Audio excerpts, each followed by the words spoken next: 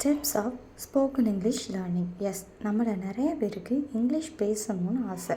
நிறைய வார்த்தைகள் தெரியும். எல்லா நாளும் அதிகமான இங்கிலீஷ் வார்த்தைகள் தான் யூஸ் பண்ணிகிட்டு இருக்கோம். இருந்தாலும் ஏன் நம்மளால் பேச முடியலை? சரி, சிலருக்கு தனியாக இருந்து பேசக்கூட வரும்.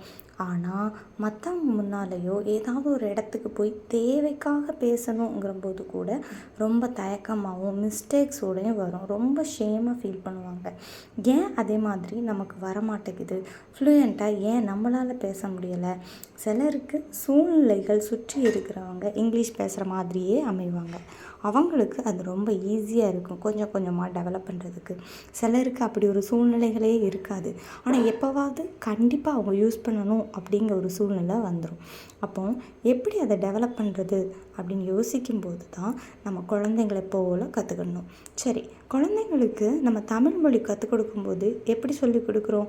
சின்ன சின்ன வார்த்தைகள் சொல்லிக் கொடுக்குறோம்.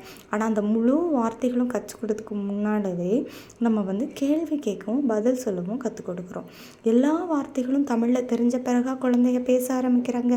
இல்லவே இல்லை. பேச்சு மொழியை பழக்கும்போது முதல்ல கேள்வி கேட்கவும் பதில் சொல்லவும் தான் கற்றுக் கொடுக்குறோம். ஏன்னா கம்யூனிகேஷனில் என்ன தான் இருக்கும்? கேள்வி கேட்பாங்க, ஒருத்தர் பதில் சொல்லுவாங்க. இப்படி தான் இன்ஃபர்மேஷன்ஸை பாஸ் பண்ணிப்பாங்க.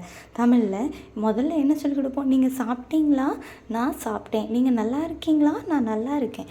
இப்படிப்பட்ட வார்த்தைகளை நம்ம சொல்லிக் கொடுக்குறோம். ஆனால் இங்கிலீஷில் பேசிக்கான சில வார்த்தைகளை கற்றுக்கிட்டாலுமே ஒரு இடத்துக்கு போய் யதார்த்தமாக எப்படி கேட்குறது அப்படிங்கிறது நமக்கு வரமாட்டேங்குது. நம்ம எதை தான் பில்ட் பண்ணிக்கணும்?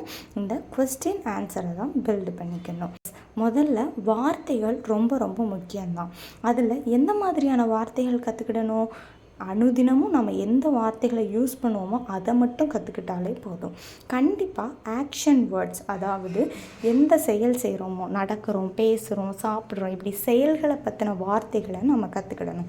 ரெண்டாவது, பார்க்குற எல்லா பொருட்கள் பற்றின வார்த்தைகளையும் கற்றுக்கிடணும்.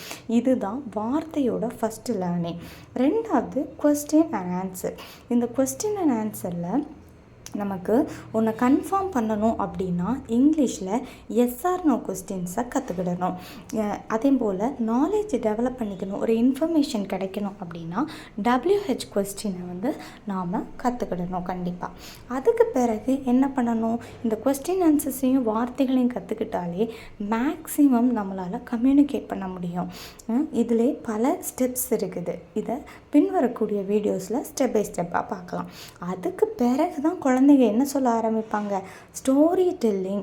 அதாவது எப்படின்னா, நான் அங்கே போனேன், நேற்று இதை பண்ணேன் அப்படின்ட்டு அந்த ஸ்டோரியாக, ஒரு கதையாக ஏதாவது ஒரு விஷயத்த சொல்ல தொடங்குவாங்க. ஸோ இங்கிலீஷ்லேயும் நெக்ஸ்ட் ஸ்டெப் என்னது தான்? Story telling. அண்ட் ஏதாவது ஒரு விஷயத்தை பற்றி நம்ம எக்ஸ்பிளைன் பண்ணி பேசணும்.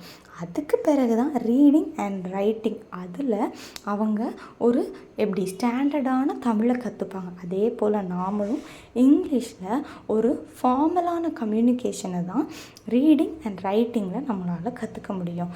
ஸோ ஃபஸ்ட்டு எது தான் கற்றுக்கணும்? வார்த்தைகளையும் கொஸ்டின் அண்ட் ஆன்சர் மட்டும்தான் உங்களுடைய கம்யூனிகேஷனை டெவலப் பண்ணும்.